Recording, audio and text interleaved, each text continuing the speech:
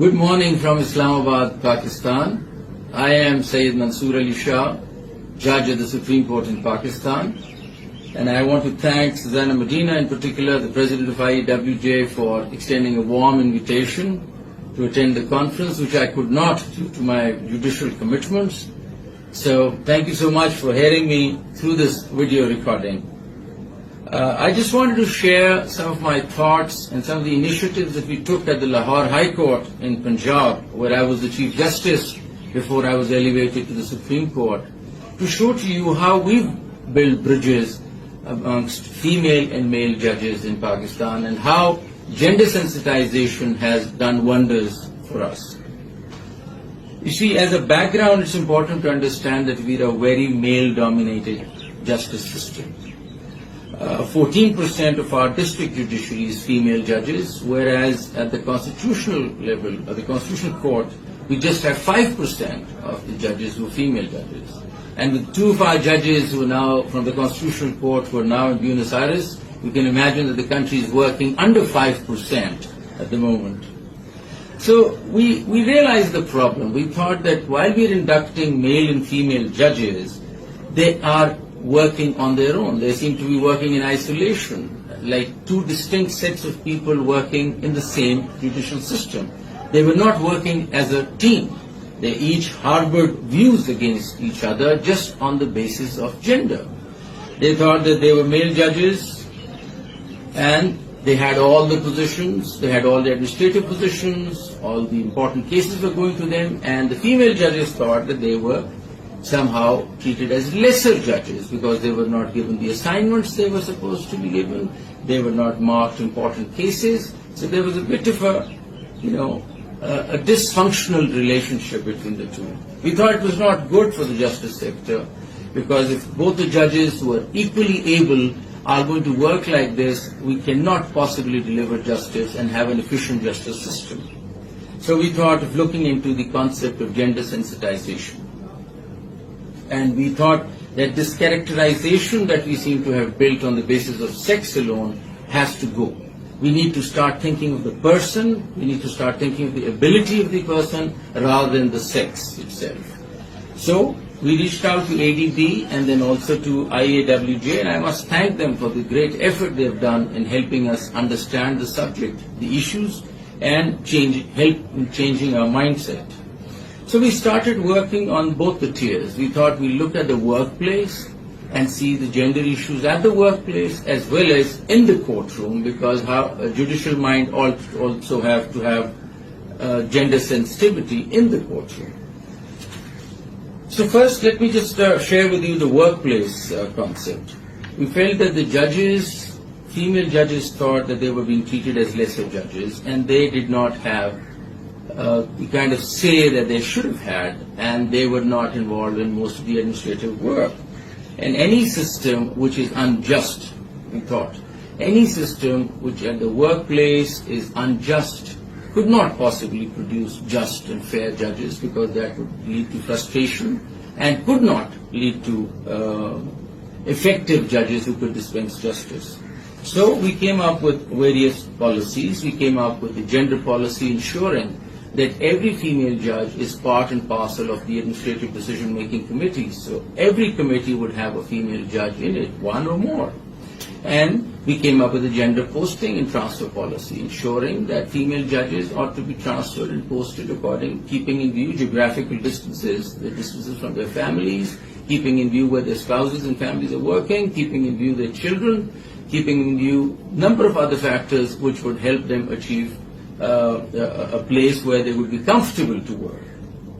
We also looked at the international training, the local training, the international conferences, and ensured that female judges would be part and parcel of any delegation, any training program, and be a part and parcel of it.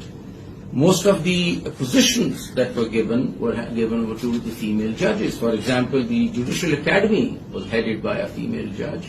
Districts were being headed by female judges, and they were instructors and directors at the academy were female judges. So we thought this was the kind of opening up that was required.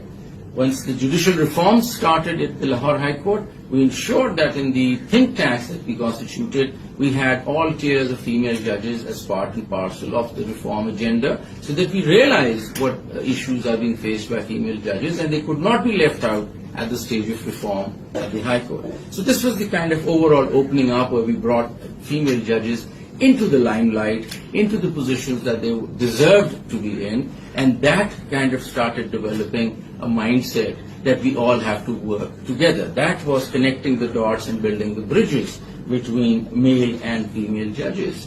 And side by side, ADB and then AWJ help us train our judges, understand the issues of gender, and the preconceived notions we seem to have attached with sex had to go, and they did go. And I think a very good example of this opening up is the fact that 20 of our judges are with you right now in Buenos Aires, which itself marks the fact that we've started looking at things very differently. This is perhaps the largest delegation that has come out of the country, and I think I'm very proud of this fact. Coming over to the judicial side and the courtroom, a truly healthy and forward-looking judicial mind has to be gender sensitive. There's no doubt about it. A litigant of any gender must not feel threatened or deprived or uncomfortable while approaching the doors of justice or being in a courtroom. All victims and witnesses, female or male, whether they be lesbians, gay, bisexual, transgender or intersex, must have equal access to justice. We also stress that majority of victims of inequality and discrimination and violence are women in our society in comparison to men. And this sensitivity had to be built in. Infrastructurally, we went ahead and established a gender-based violence court. This court is sensitive to the needs of all vulnerable victims and witnesses of gender-based violence, which includes children. GBV courts the victims are greeted and assisted by female support officers. They can give their evidence using a TV monitor without having to be in the courtroom. Practice guidelines requiring appropriate questioning by lawyers to ensure questions are not degrading and humiliating. Court orders are also made for their security and protection, and GBV cases are being fast-tracked to minimize delays.